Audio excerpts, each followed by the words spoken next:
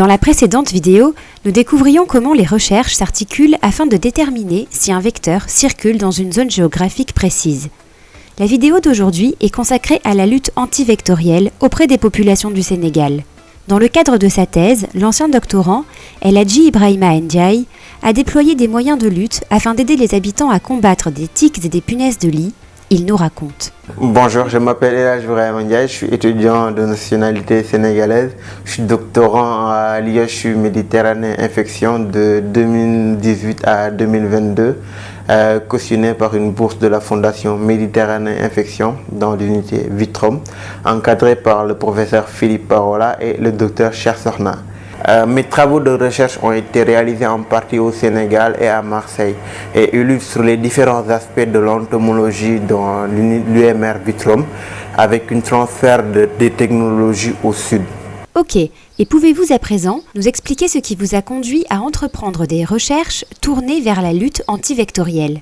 Mon premier travail porte sur la borréliose ou fièvre récurrente à tiques d'Afrique de l'Est, qui est une maladie émergente considérée comme bénigne étant l'une des causes majeures de morbidité dans les motifs de consultation sanitaire. Cette maladie est transmise par la tique molle Ornithodoros sonrai qui vit dans les terriers des rongeurs et pique l'homme occasionnellement quand les terriers s'ouvrent à l'intérieur des habitations.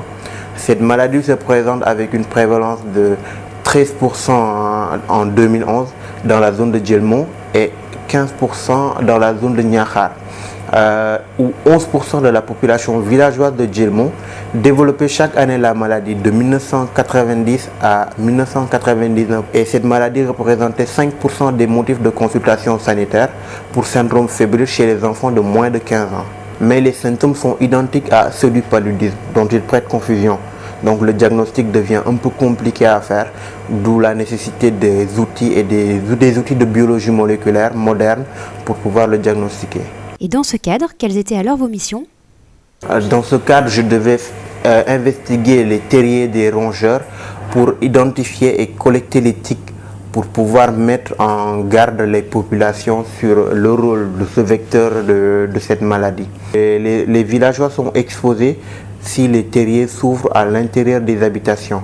Donc, dans ce travail, nous sommes partis sur le terrain et nous avons amené un aspirateur à feuilles modifiées que nous allons introduire à l'intérieur des terriers de rongeurs pour collecter les spécimens et montrer aux villageois l'impact et l'importance et le risque que posent ces tiques quand ils sont à l'intérieur de ces terriers. Et quels résultats avez-vous obtenus à l'issue de ces investigations?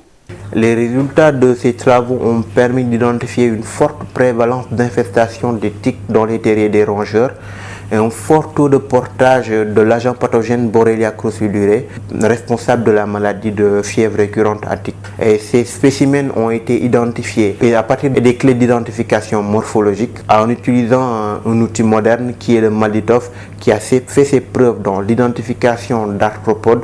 À la suite de ça, nous avons recherché le portage de micro-organismes qui pourraient être associés à ces arthropodes, ce qui nous a permis de montrer le risque potentiel que pourraient devenir ces tiques dans la transmission d'autres agents pathogènes.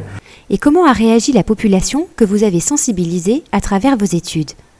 Au début, ils ne s'y connaissent pas, mais dès qu'on leur montre les tiques, ils se disent qu'ils les identifient dans leur ménage et qu'ils ne considéraient pas que c'était un risque pour eux. Mais quand je leur explique et que je leur sensibilise par rapport à la maladie et l'existence et le vecteur, ils prennent conscience et je leur montre les outils et les techniques pour se débarrasser de ces tiques en cimentant les trous des rongeurs, en essayant d'éliminer les rongeurs avec des colles pour les attraper et les éliminer dans leurs habitations. Comme ça, ils pourront éviter d'être en contact avec les tiques. Dans le cadre de votre doctorat, vous avez réalisé un autre travail qui porte sur les punaises de lit. Que pouvez-vous nous en dire? Notre étude portait sur l'évaluation de la prévalence de l'infestation des punaises de lit en milieu rural.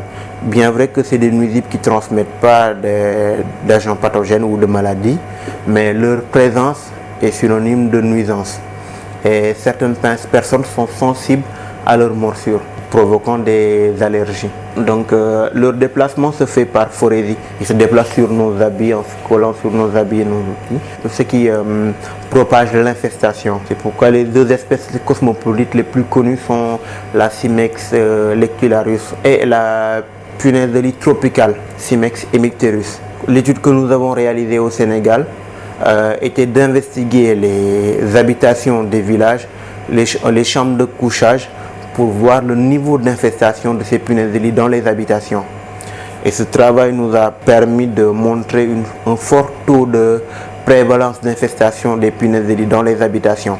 Et sur ce travail, nous avons aidé les populations à lutter et à se défendre contre ces punaises de lit. Bien vrai que l'élimination des punaises de lit est un casse-tête, c'est très compliqué. En effet, il est très compliqué de lutter contre les punaises de lit, et tout particulièrement en milieu rural.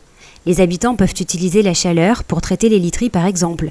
Ils peuvent également opter pour des insecticides, mais en sachant que certaines espèces développent des résistances. Et pour conclure, qu'est-ce que ces deux projets vous ont apporté et comment allez-vous procéder afin de poursuivre ces actions de lutte mises en place ? Ces deux projets m'ont participé à ma formation d'entomologie et m'ont permis de soutenir ma thèse en entomologie médicale. En guise de conclusion, ces deux projets vont permettre de mener une lutte efficace contre la fièvre récurrente et le vecteur en lui-même, la tique Onychloros sondrae, par différents outils. Et pour les punaises, de sensibiliser la population à ces nuisibles et éviter leur propagation en leur montrant des outils et des techniques de lutte adaptées pour pouvoir faire face à ces nuisibles et les éliminer.